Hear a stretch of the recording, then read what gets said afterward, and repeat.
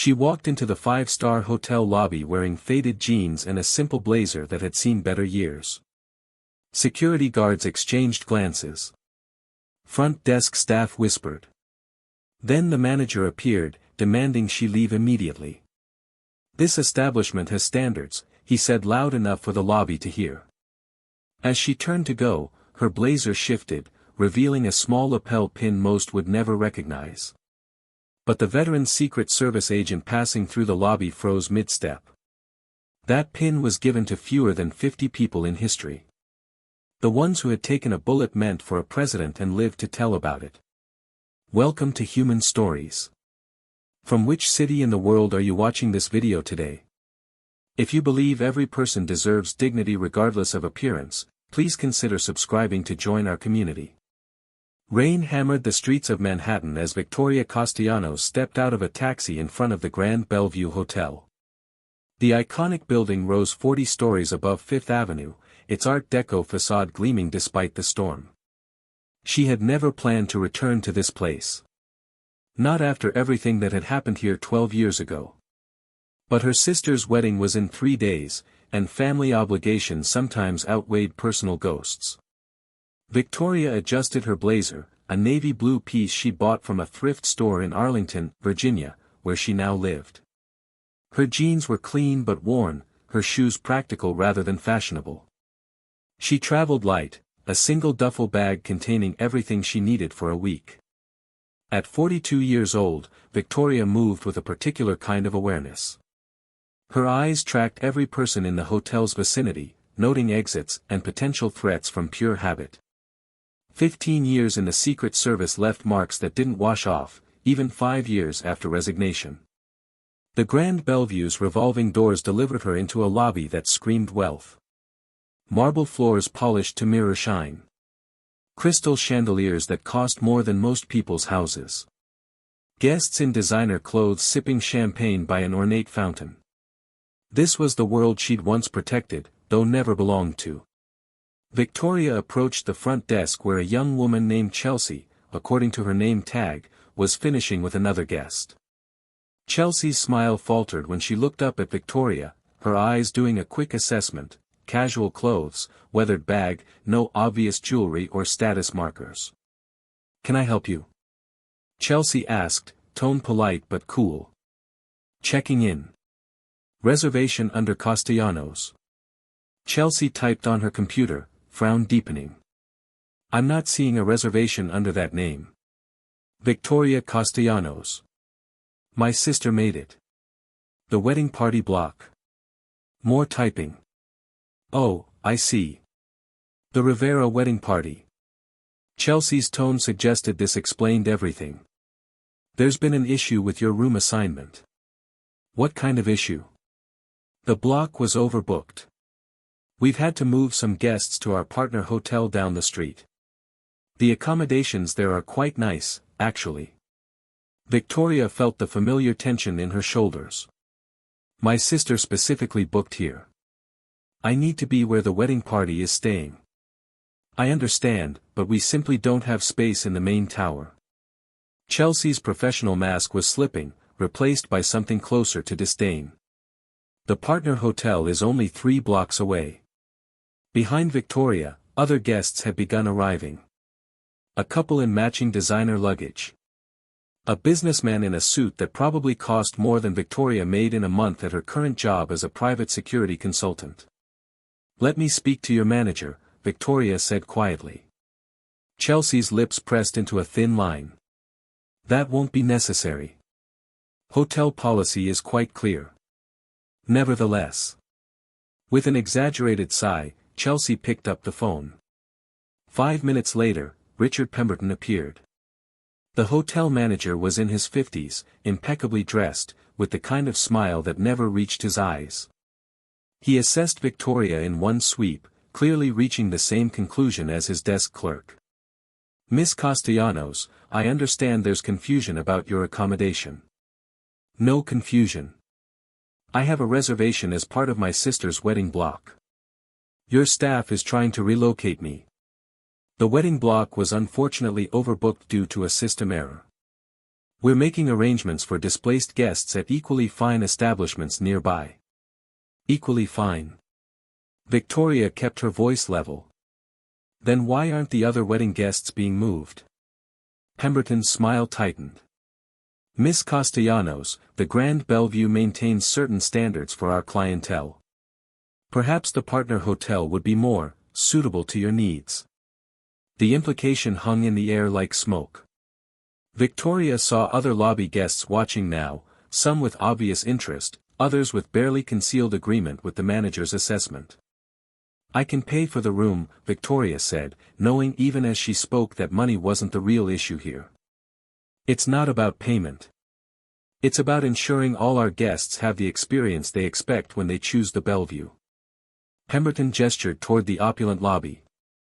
I'm sure you understand. What Victoria understood was that she was being judged entirely on appearance.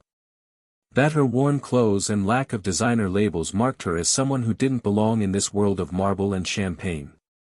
She'd faced armed assassins with less anxiety than this moment of casual cruelty. Fine, she said quietly, reaching for her bag. I'll call my sister and explain why I won't be staying where the wedding party is. As she turned to leave, Jonathan Reeves entered the lobby. He was in his late 60s, moving with the careful posture of someone whose body remembered old injuries. He wore a simple suit, nothing flashy, but carried himself with quiet authority. His eyes, the trained eyes of someone who had spent decades assessing threats, swept the lobby as habit dictated. Those eyes landed on Victoria, then dropped to her blazer. To a small pin on the lapel that most people would never notice. A simple design of an eagle and shield, but to those who knew, it meant everything. Jonathan Reeves froze mid-step, his professional composure momentarily forgotten. He stared at Victoria, processing what he was seeing. Not just the pin itself, but on whom it was displayed. Victoria Castellanos, he said, voice barely above a whisper. Then louder, with absolute certainty, Presidential Protection Detail.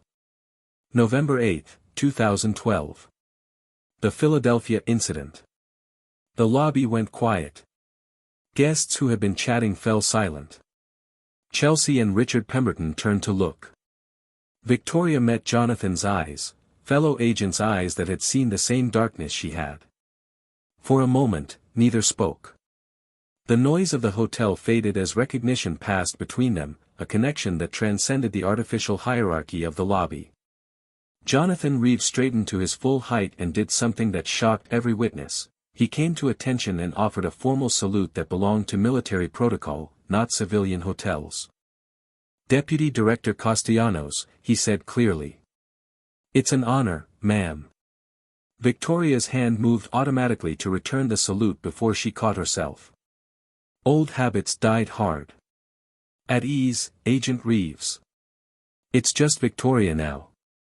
But Reeves wasn't finished. He turned to Richard Pemberton, his voice carrying authority that came from 30 years of commanding protection details. Do you know who you were about to throw out of your hotel? Pemberton's confident smile had vanished. We have policies about. This woman, Reeves interrupted, took 3 bullets meant for President William Morrison. She threw herself in front of an assassin's gunfire to protect the president during a campaign stop in Philadelphia. She was the youngest deputy director in Secret Service history. He pointed to the pin on Victoria's lapel. That pin is the Presidential Medal of Bravery. It's given to fewer than 50 people in the history of the United States. People who put their bodies between presidents and death. The lobby had gone completely silent. Every eye was on Victoria now, not with judgment but with dawning realization. Chelsea's face had drained of color. Pemberton looked like he wanted the marble floor to open and swallow him. Pemberton started, then stopped, clearly unsure how to recover from his catastrophic miscalculation. Jonathan Reeves wasn't done. He addressed the growing crowd of onlookers. I was working the perimeter that day in Philadelphia. I heard the shots. Watched this woman's body armor take rounds that would have killed the president. She didn't hesitate. Didn't think about herself. Just moved. He turned back to Victoria, his voice softer now. I heard you left the service. Never knew why. But I want you to know, ma'am, every agent who worked that day has told the story. You're a legend. Victoria felt exposed in a way that 15 years of covert operations had never made her feel.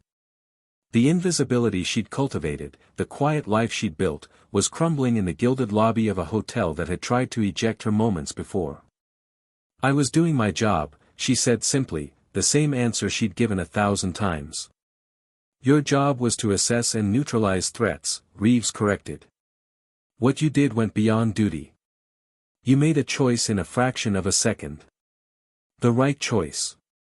Pemberton had found his voice, though it shook slightly. Deputy Director Castellanos, there's been a terrible misunderstanding. Of course we have your room ready. Our finest suite, complimentary, for the duration of your stay. Please, I don't need your finest suite, Victoria interrupted. I need the room my sister booked. In the wedding party block. That's all. Of course. Absolutely. Chelsea, please. But Chelsea was already moving, fingers flying across her keyboard with newfound urgency. Room 1847, 18th floor, ready immediately. And please, Ms. Castellanos, accept my deepest apologies. I should never have.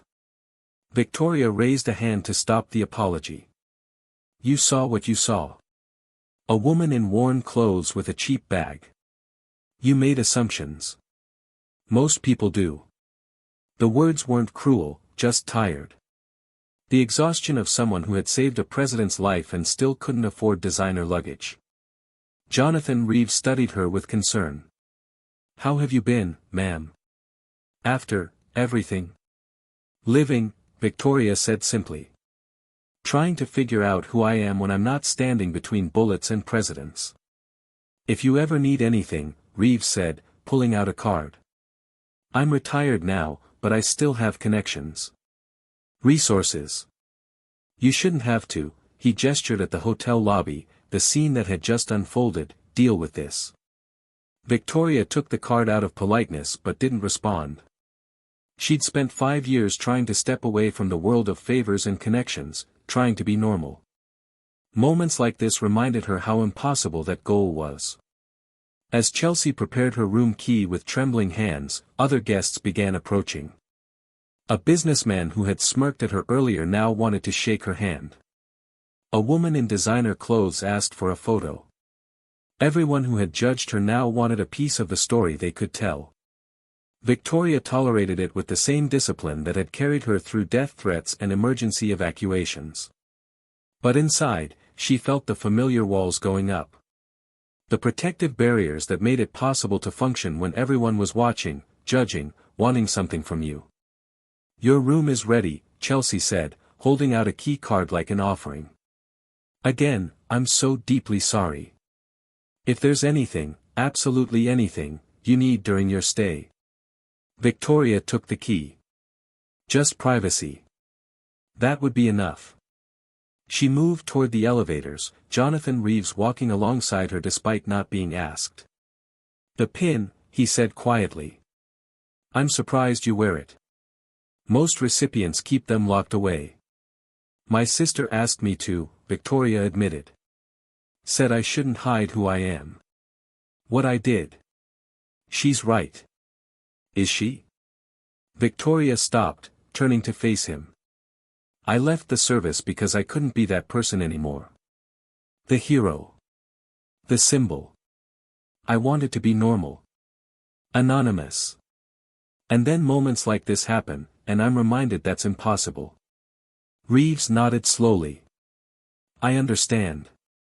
After I retired, I felt the same way. Like I'd lost my purpose. My identity. Did it get better? Eventually.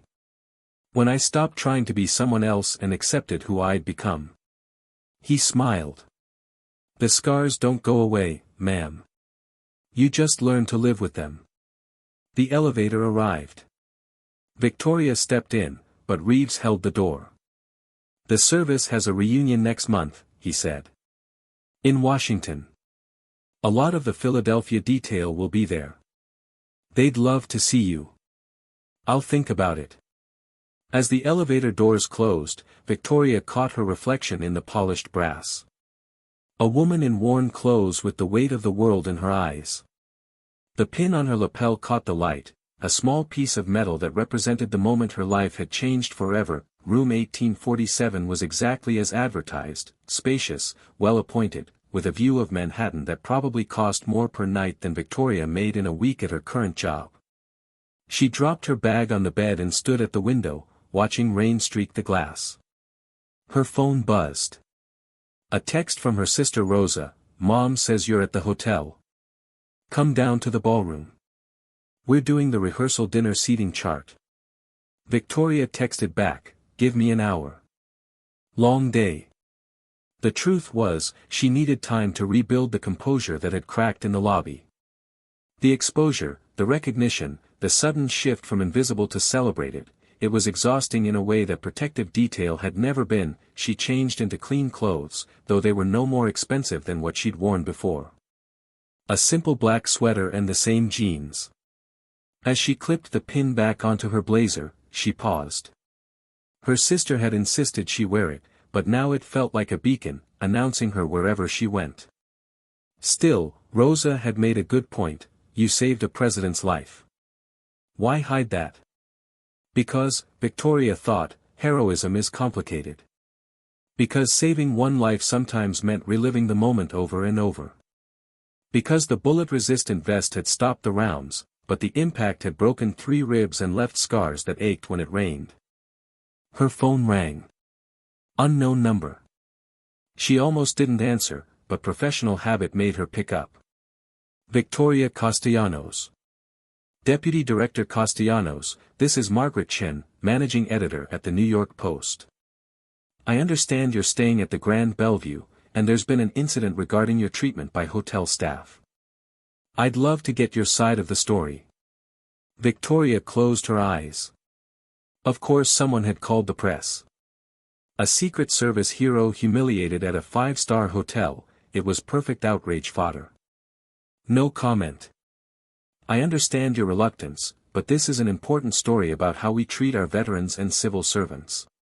The public deserves to. Victoria hung up. 3 more calls came in the next 10 minutes, all from reporters who had somehow gotten her number. She turned her phone to Do Not Disturb and headed downstairs. The ballroom was chaos. Rosa had rented it for the entire weekend, and it was currently filled with extended family arguing about table assignments and dietary restrictions. Victoria spotted her sister immediately, a younger, more vibrant version of herself, wearing engagement joy-like armor. Vic. Rosa rushed over, embracing her fiercely. You made it. Did you have trouble checking in? Mom said there was some confusion. It's handled. Rosa pulled back, studying her sister's face with the insight of someone who had known her for 42 years. What happened? Nothing worth discussing. Show me this seating chart. But Rosa wasn't fooled. She guided Victoria to a quiet corner, away from the family chaos. Tell me. So Victoria did, giving the abbreviated version. The desk clerk's assumptions. The manager's barely concealed classism. Jonathan Reeves's recognition. The transformation from unwanted guest to celebrated hero. Rosa's expression cycled through anger, pride, and something like vindication. You see. This is why I wanted you to wear the pin. People need to know. People judged me first. The pin only mattered after I'd been humiliated. Then they learned something important. That's not nothing. Victoria wanted to argue, but a commotion at the ballroom entrance stopped her. Richard Pemberton had arrived, looking uncomfortable in a suit that probably cost as much as Victoria's monthly rent. Behind him was a photographer and someone who appeared to be from the hotel's PR department. Oh no, Victoria muttered. Pemberton approached with the enthusiasm of someone walking to their own execution. Deputy Director Castellanos, I wanted to personally apologize again for this afternoon's unacceptable treatment. The Grand Bellevue prides itself on hospitality and respect for all guests, especially those who have served our nation with such distinction. The photographer was snapping pictures.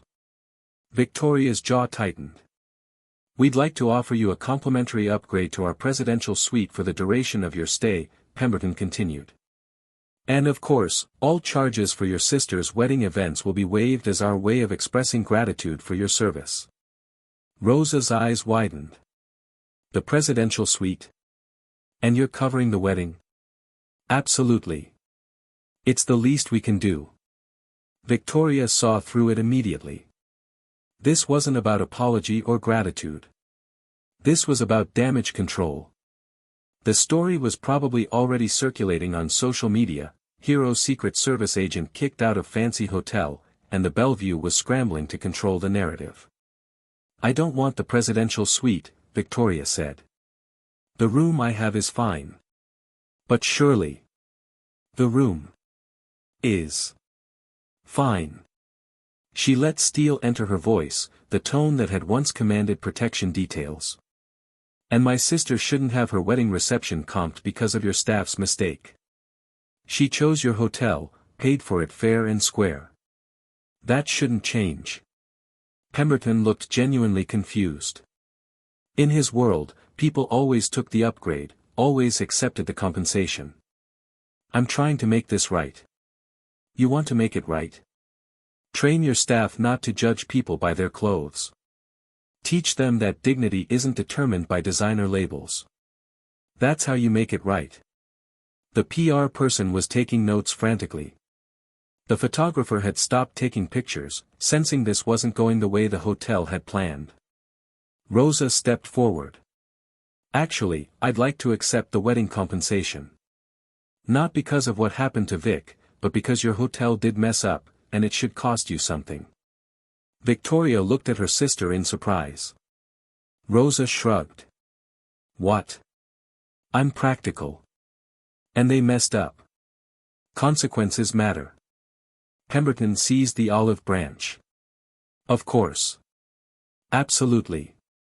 We'll have contracts drawn up immediately. After he left, taking his entourage with him, Rosa grinned at her sister. See? Your heroism has benefits. That's not why I did it. I know. But that doesn't mean we can't accept the consequences. Rosa's expression softened. You've always been so rigid about not accepting help or recognition. Why? Victoria didn't have a good answer. Or rather, she had too many answers, none of which felt adequate. Because accepting recognition meant accepting identity, and she wasn't sure who she was anymore. Because the moment she'd thrown herself in front of those bullets, she'd become public property in a way that still felt violating. Because. Her phone buzzed despite Do Not Disturb. Emergency contact override. She checked it, Jonathan Reeves. Turn on the news. You're going viral. Victoria's stomach dropped. Rosa was already pulling up Twitter on her phone, and her eyes widened. Oh my God, Vic. Someone had filmed the lobby confrontation. The video was grainy but clear enough, Victoria being dismissed by Pemberton, Jonathan Reeves's salute, the revelation about the pin in Philadelphia. It had been viewed 3 million times in 4 hours. The comments ranged from outraged, "This is how we treat heroes," to admiring, "She's so humble, didn't even want to make a scene," to predictably toxic, "Bet she's exaggerating her service." But the overwhelming sentiment was clear, Victoria Castellanos had become a symbol. This is exactly what I didn't want, Victoria said quietly. Rosa put an arm around her sister's shoulders. I know. But maybe it's what people needed to see. A reminder that heroes don't always look like we expect. That service shouldn't be invisible. I left the service to be invisible. Why? Because you're tired of being a symbol? Or because you don't think you deserve recognition? The question hit too close to complicated truths. Victoria had spent 5 years in therapy working through survivor's guilt, PTSD, and the identity crisis of leaving a career that had defined her since age 25. The progress was real but fragile. "I'm going back to my room," she said. "Vic. I'm fine. I just need quiet." Back in room 1847, Victoria stood at the window again, watching the city lights blur through rain. Her phone was exploding with messages, friend requests, interview requests. She turned it off entirely, the pin sat on the dresser where she'd left it. She picked it up, feeling the weight of metal and memory. November 8, 2012. A sunny day in Philadelphia. President Morrison working the rope line after a campaign speech. Victoria had been scanning the crowd when she spotted him, a man with dead eyes and a hand moving toward his jacket. Training took over. She'd moved before conscious thought, positioning herself between the president and the threat. 3 shots fired. 3 impacts against her vest. The kind of pain that made the body forget how to breathe. Then chaos, agents swarming, the shooter subdued, the president hustled to safety. She'd woken up in a hospital with broken ribs, massive bruising, and a president grateful to be alive. The medal came later, in a private ceremony. President Morrison had pinned it on her uniform himself, tears in his eyes. "You gave me more time with my grandchildren," he'd said. "How do I thank someone for that?" "You don't," Victoria had thought then and still thought now. "You just live with knowing that your split-second choice mattered more than most people's entire lives." A knock at her door interrupted the spiral of memory. She checked the peephole, Rosa, alone this time. Victoria opened the door. "I'm okay." "No, you're not." Rosa came in without invitation. "But you will be. That's what Castellanos women do, we survive." They sat on the bed together, the way they had as children during thunderstorms. Rosa didn't push for conversation, just offered presence. Sometimes that was enough. "I don't regret it," Victoria said finally. "Taking those bullets. Saving him. I'd do it again tomorrow." "I know. But I regret that it defines me. That I can't be Victoria without being the woman who took bullets for a president. That every room I walk into, that's what I am." Rosa considered this. Maybe that's not about the pin or the recognition. Maybe that's about you not knowing who you are without the service. The observation stung because it was true. Victoria had joined the Secret Service at 25, straight out of a criminal justice program at Georgetown. She'd climbed the ranks faster than anyone expected, made deputy director by 38. The work had been her identity, her purpose, her entire world. Then Philadelphia happened, and suddenly she wasn't just an agent, she was a hero. A symbol. Someone whose face appeared in training materials and whose name was invoked in recruitment campaigns. The pressure of being that person, of living up to that impossible standard, had slowly crushed her. So she'd left. Taken early retirement at 37. Moved to Arlington and tried to figure out who Victoria Castellanos was when she wasn't protecting presidents. 5 years later, she still didn't have a complete answer. "The wedding is in 3 days, Rosa said. Try to enjoy it. Try to just be my sister, not Deputy Director Castellanos. Can you do that?" "I'll try." After Rosa left, Victoria turned her phone back on. Among the hundreds of notifications, one caught her attention, an email from President William Morrison himself. "Victoria," it read. "I saw the video from the hotel. I'm sorry you were treated that way, and I'm sorry that your privacy was violated by people who don't understand what you sacrificed. If you ever want to talk, my door is always open. You saved my life, but I've always felt like I failed to save yours from the aftermath. I hope you found peace. With deep gratitude, William Morrison." Victoria stared at the message for a long time before closing it without responding. How do you tell a president that saving his life was the easy part? That the hard part was living with the person you became after? The next morning brought fresh chaos. Victoria woke to find that the hotel lobby video had been picked up by major news networks. CNN was running a segment titled, "When Heroes Go Unrecognized." Fox News had a panel debating whether Pemberton should be fired. MSNBC was using it as an example of class discrimination in America. Everyone had an opinion about Victoria Castellanos, but none of them actually knew her. She dressed carefully for the day, jeans, a simple blouse, and yes, the pin. If she was going to be exposed anyway, she might as well own it. Rosa had been right about that much. Downstairs, the hotel had transformed into a shrine to her service. Staff members she'd never met offered respectful nods. Guests wanted photos. Pemberton had apparently sent a memo declaring her a distinguished guest of honor. It was suffocating. Victoria escaped to a coffee shop 3 blocks away, grateful to be anonymous among the morning rush of New Yorkers who were too busy to care about viral videos. She ordered a regular coffee, no fancy additions, and found a corner table with her back to the wall. Old habits. "Excuse me, are you Victoria Castellanos?" She looked up to find a young woman, maybe 25, in military fatigues. Army insignia. Sergeant stripes. "I am. I just wanted to say thank you. I saw the video, and..." The young sergeant paused, composing herself. "I've been dealing with some stuff. PTSD from my deployment. People keep telling me to just get over it, that I should be proud of my service. But I feel like I'm drowning." Victoria gestured to the empty chair. "Sit." The sergeant, her name was Maya Chen, sat with the careful posture of someone whose body remembered pain. "I deployed to Afghanistan twice. Saw things. Lost friends. Came home and everyone expected me to just be normal again.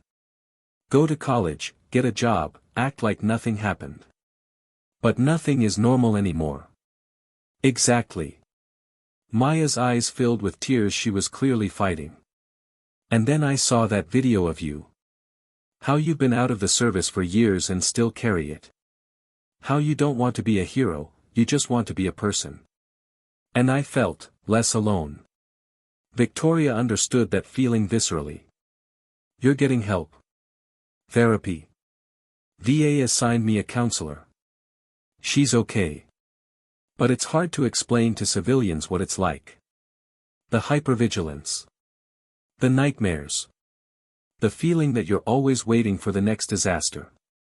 It doesn't go away," Victoria said honestly. "Not completely. But it gets manageable. You learn to live with it instead of fighting it." They talked for 30 minutes. Victoria shared resources, recommended therapists who specialized in military trauma, gave Maya her personal email with permission to reach out anytime. It was a small thing, a conversation in a coffee shop, but Maya left with something she hadn't had before, hope that healing was possible. As Victoria walked back toward the hotel, she thought about ripple effects. How one moment, taking bullets for a president, had created waves that spread outward in ways she'd never intended or controlled. How a viral video had connected her with a struggling veteran who needed to know she wasn't alone. Maybe visibility wasn't entirely terrible. Maybe being a symbol had value beyond her personal comfort. Back at the Bellevue, Jonathan Reeves was waiting in the lobby. "I hope you don't mind, but I took the liberty of organizing something." Victoria's guard went up. "What kind of something?" "Come with me." He led her to a private conference room where a dozen people waited. Victoria recognized them immediately, members of the Philadelphia Protective Detail. Agents she'd worked with on that November day 12 years ago. People who had witnessed her taking those bullets. "We wanted to see you," one of them said, Marcus Rodriguez, who had tackled the shooter after Victoria went down. "To let you know we never forgot. That we've all carried that day with us." They spent 2 hours sharing stories, processing trauma they'd all carried privately. Several had left the service after Philadelphia. Others had stayed but transferred to different details, unable to face presidential protection again. All of them had been changed by 3 gunshots that could have killed a president. You were the bravest, Rodriguez said. But we all paid the price that day. In different ways. Victoria realized something in that moment. She'd been carrying survivors' guilt not just about the president's life, but about the team's trauma. She'd thought by leaving the service she could escape the weight of that day. But trauma doesn't work that way. It follows you, reshapes you, becomes part of who you are. The healing wasn't in escaping. It was in accepting. That evening, as the wedding rehearsal began in the Bellevue's grand ballroom, Victoria stood beside her sister and let herself be present. Not the hero. Not the symbol. Just Rosa's older sister, proud and protective and learning to be human again. The wedding itself, 2 days later, was beautiful. Rosa married her partner Elena in a ceremony that celebrated love and family and second chances. Victoria stood as maid of honor, wearing a dress that still came from a thrift store but fit well enough. When it came time for toasts, Rosa surprised everyone by calling Victoria up to the microphone. My sister doesn't like attention, Rosa said. She spent her whole career protecting people from the shadows. But I want everyone here to know something about her. Not about the medals or the service or any of that. I want you to know that when we were kids and our father left, Victoria was the one who stepped up. She was 12 years old, and she became the protector of our family. She's been protecting people ever since. That's who she is, with or without a uniform. Victoria took the microphone with shaking hands. Public speaking had never been her strength, she preferred action to words. Rosa asked me to wear this pin this week, she said, touching the eagle and shield on her lapel. I didn't want to. Because I thought it would define me. That it would make me the person who took bullets for a president instead of just Victoria. She paused, finding words for truths she'd only recently understood. But this week taught me something. The pin doesn't define me. My choices do. And I choose to keep protecting people, even if it's in different ways now. Even if it's just being honest about how hard it is to be a hero. How much it costs. How you don't stop paying that cost just because the cameras turn off. She looked at her sister. Rosa, you've always protected me from becoming lost in the work. From forgetting that being a sister matters as much as being an agent. Thank you for that. And Elena, welcome to the family. Fair warning, we Castellanos women are fierce about protecting the people we love. The room erupted in applause, but Victoria barely heard it. She was focused on her sister's tears, on the love in Elena's eyes, on the feeling of being grounded in something that mattered beyond duty and sacrifice. 3 months after Rosa's wedding, Victoria stood in a different kind of building, a community center in Arlington. She'd been invited to speak to a group of veterans transitioning to civilian life, and for the first time, she'd said yes. 40 former service members sat in folding chairs, ranging from fresh-faced 20-somethings to weathered 50-year-olds. All of them carried the particular weight of military service, the invisible burden that civilians rarely understood. My name is Victoria Castellanos, she began. I spent 15 years in the Secret Service. I took 3 bullets meant for a president. I became a symbol. And then I spent 5 years trying to figure out who I was without the job that defined me. She told them about the hotel lobby, about being judged and dismissed and then celebrated, all in the space of minutes. About how visibility was terrifying and necessary. About how healing meant accepting that you couldn't go back to who you were before, only forward to who you might become. The transition is hard, she said. Harder than any training or deployment. Because it's not about physical courage. It's about the courage to be vulnerable. To admit you're struggling. To ask for help. Those are the hardest battles, and you fight them alone. After the talk, dozens of veterans lined up to speak with her. To share their stories, their struggles, their small victories. Victoria listened to each one, gave what advice she could, and most importantly, let them know they weren't alone. Maya Chen was there too, the young army sergeant from the coffee shop. She was doing better, working with a new therapist, finding community with other veterans, learning to live with what she'd experienced rather than trying to erase it. "You helped me," Maya said. "That conversation. It mattered." "You helped yourself," Victoria corrected. "I just reminded you that healing was possible." As Victoria drove home that evening, she thought about how strange it was that a viral video from a hotel lobby had become a turning point.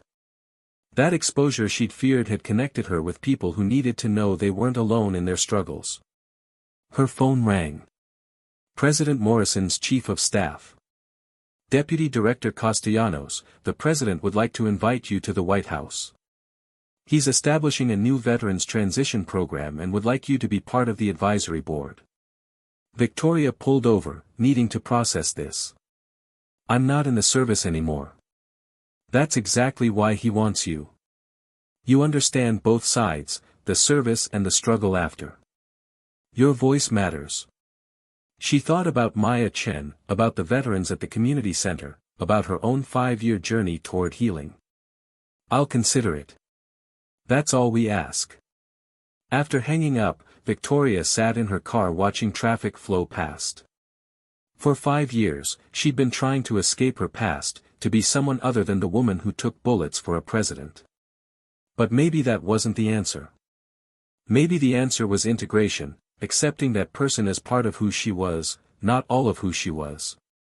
She thought about the hotel lobby, about Richard Pemberton's assumptions and Jonathan Reeves's recognition. About how she'd been invisible until suddenly she wasn't. The visibility had been uncomfortable, yes, but it had also connected her with people who needed what she could offer, proof that survival was possible. Her sister had been right. The pin didn't define her, but wearing it meant something. It meant refusing to hide. It meant accepting that her service, and her struggle after, could help others. Victoria started the car and drove toward home. Not the home she'd built trying to escape the past, but the home she was building by accepting all of herself, the protector, the survivor, the sister, the symbol, the human being still learning how to heal. The work of protection never really ended, she realized. It just changed forms. She'd protected presidents with her body. Now she could protect veterans with her truth. That seemed like work worth doing. 6 months after the hotel incident, Victoria Castellanos stood in the Oval Office. President Morrison had just announced the new Veterans Transition Initiative, with Victoria as its director. The program would provide comprehensive support for service members struggling with civilian reintegration, everything from mental health resources to job placement to community building. "You saved my life once," President Morrison said during the private moment before the press conference. "Now you're going to save a lot of others." Different kind of heroism, same courage. Victoria looked at the man whose life she'd preserved 12 years ago. He'd aged in office, as presidents do, but his eyes still held the warmth that had made him beloved by his protection detail. "I'm not the same person who took those bullets," she said. "None of us are the same people we were 12 years ago. We grow. We change. But some things remain constant." He pointed to the pin on her lapel.